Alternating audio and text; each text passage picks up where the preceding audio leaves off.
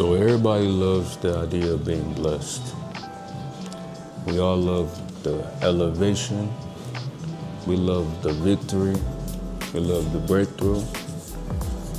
But many people don't realize the process that it takes, that God uses to build you. So nobody posts their sleepless nights. They don't celebrate the times where they feel confused, where they feel rejected, overlooked, betrayed. Nobody talks about that trial and tribulation. You see, some of the greatest growth that happens for us happens in our hardest seasons in life. You see, trials is not a sign that God has left you, but it's a sign that God is shaping you. So the moments you feel tired, the moments when you start to question yourself, start to doubt yourself, and the moments of life where everyone else seems to be moving forward, but you're still stuck in the same spot. So God never said the journey is going to be easy. He's going to help you get through it. And that changes everything. What's good, y'all? It's your boy Tobi, TBG, back with another video. You see, when we understand that God is still present in our storm, you won't allow all the hardship that life is throwing to destroy your faith. So instead of your faith being diminished, you start to embrace it. You understand that God is working with you to build you up, to help you get through all these tough times. That way He can shape and mold you to be a better version of yourself.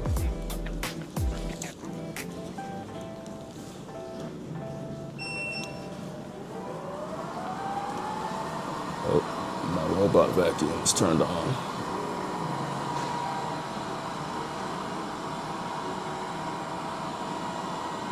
A lot of people, they pray for faith, but faith grows when you trust God without seeing that full picture. And that's why trials is necessary. It's not because God enjoys punishing us or bringing pain on us. That's because He sees who you can become on the other side of all this trial and tribulation. So that's why He put us in these predicaments, that way we can overcome them. And that way we become a stronger, more resilient version of ourselves. You see, some of the strongest people that you ever meet are people who survive seasons that would have break the majority of other people. So some of the strongest people, they've faced trials after trial after trial, but they didn't let that hold them down. They got back up, they endured it, they learned from whatever the circumstance brought them, and they improved on it. James chapter 1, verse 2 to 3, and it says, "My brethren, count in all joy when you fall into diverse temptations, knowing this, that the trying of your faith worketh patience." So you notice when the scripture says, it doesn't say if trial comes, it says whenever trial comes. So all of us will face some type of trial and tribulation. But the difference is people who collapse when they face it, and it's people who overcome those trials and tribulations. See, I know one person might think when they're going through all these hard times, oh, God abandoned me. God doesn't care about me. God doesn't care about my circumstance. Another person might see trial and tribulation and see it as God molding them, God building them up, God structuring them to become a better person. See, we can't allow hard times to let us quit. A lot of people give up way too soon because of that. So they quit praying. When life get hard, they stop praying. They stop chasing their purpose. They stop that progress that they were making. And they quit believing because of they're disappointed of their situation. You see, but some breakthrough only happens after we endure our trials and tribulation. And sometimes the enemy wants us to get discouraged, and then when we're discouraged, it kills our momentum. Like it halts our progress, it stops us from moving forward. See, when you're discouraged, it makes people doubt themselves, make them question their future. And then even though the circumstance might be temporary, it could feel like, oh, this is gonna go on forever, you know? So you can't allow difficult seasons to convince you that your life has no purpose. So just because you're struggling with something doesn't mean you're failing.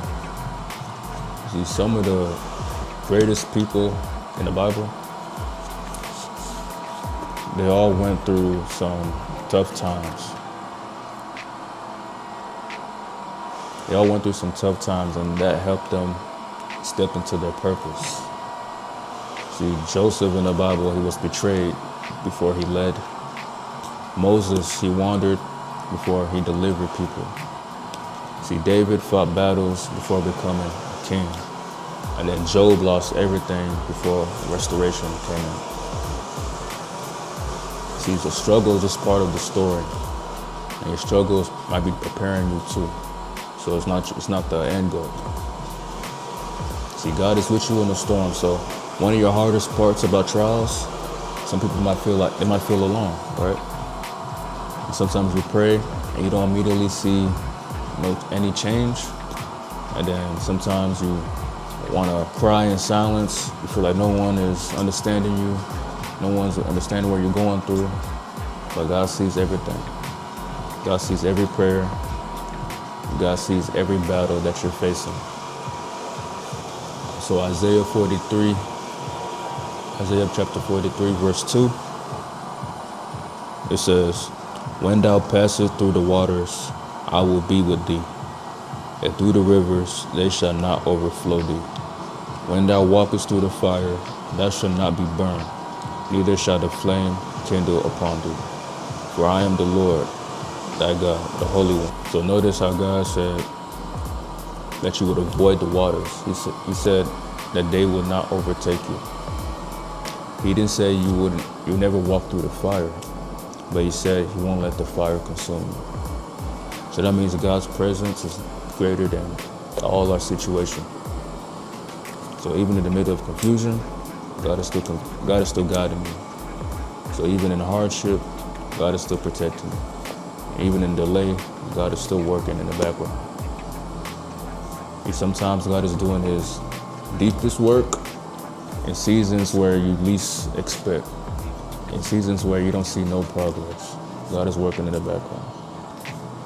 See, some people think that the pain might last forever, but seasons change, you know. Winter doesn't last forever. Storms don't last forever. Your pain will not last forever. See, joy may say, I may be struggling, but I'm still trusting. I may be tired, but I'm still standing. I may not understand everything, but I know God has a plan for me. So having that mindset, that changes everything. So we need to stop viewing our trials and tribulation as a punishment, and start viewing them as a preparation. And because greater things are in store. And that's all I got for y'all today. See y'all in the next video. Peace out.